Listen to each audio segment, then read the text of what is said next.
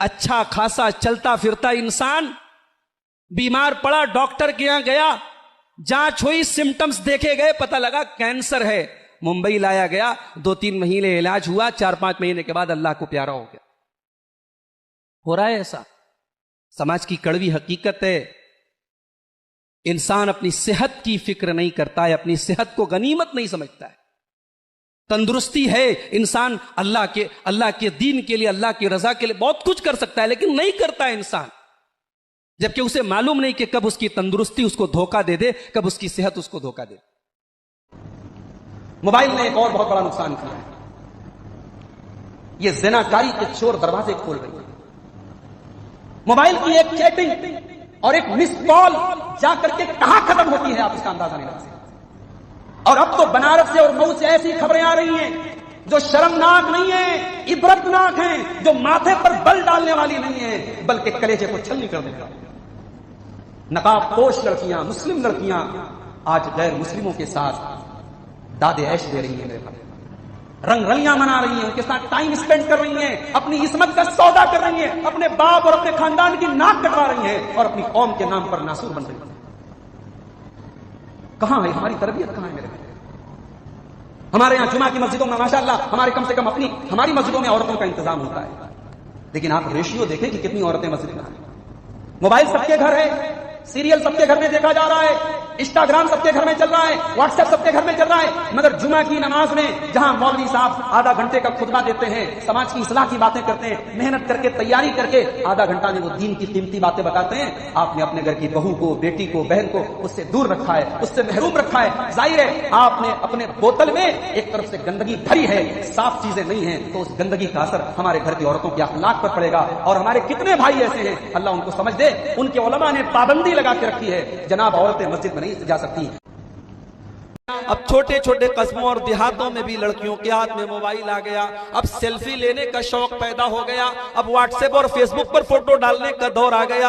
अब गांव देहात की भी मुसलमान लड़कियां अपने वीडियो और फोटो बना बना करके अपने स्टेटस पे डाल रही हैं, अपने इंस्टाग्राम पे डाल रही हैं। याद रखो मेरे भाइयों, मेरी प्यारी माओ बहनों, अगर आपने अपने जिस्म की नुमाइश की है, अगर आपने अपने जिस्म को दुनिया के सामने जाहिर किया है, तो कुरान की उस आयत को भी अपने सामने रखना। अल्लाह फरमाता है इन्नल्लज़ीना युहिब्बूना अन तशीअल फाहिशतु फिल्लज़ीना आमनू लहुम अज़ाबुन अलीमुन फिद दुनिया वल आखिरह। जो लोग मुसलमानों के दरमियान बेहयाई को फैलाना चाहते हैं, बेपर्दगी को फैलाना चाहते हैं, उनको आखिरत में तो अजाब मिलेगा ही मिलेगा, दुनिया में भी दर्दनाक अजाब मिलेगा।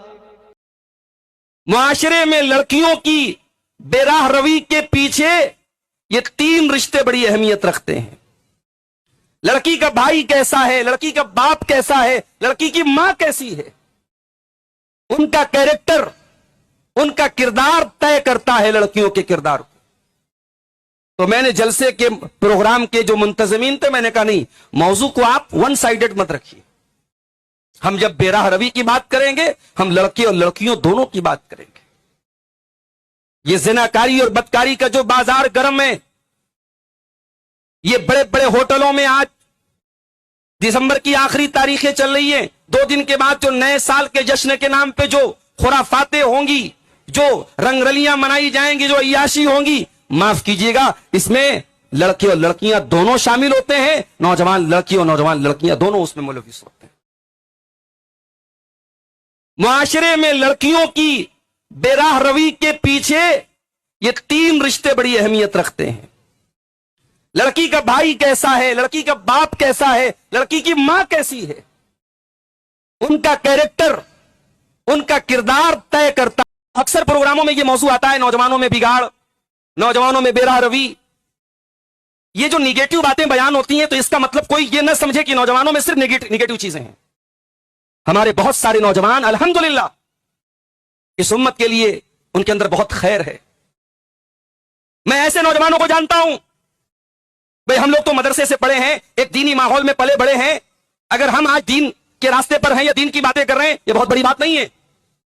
बड़ी बात यह है कि एक लड़का, एक नौजवान लड़का, एक नौजवान लड़की एक ऐसे माहौल में रहकर जहां हर तरफ बेहयाई हो, बदकिरदारी हो, बेदीनी हो, वहां वो अपने दीन पर कायम रहे, वहां वो हयादार बन के रहे, वहां बाकिरदार बन के रहे। ये कमाल की बात है मेरे भाई। और अल्हम्दुलिल्लाह इस दौर में, मातियत के इस दौर में, बुराई और फवाहिश की कसरत के इस दौर में भी बहुत सारे नौजवान उम्मत के अंदर ऐसे मौजूद हैं जिनके अंदर इस दौर में भी मेरे भाइयों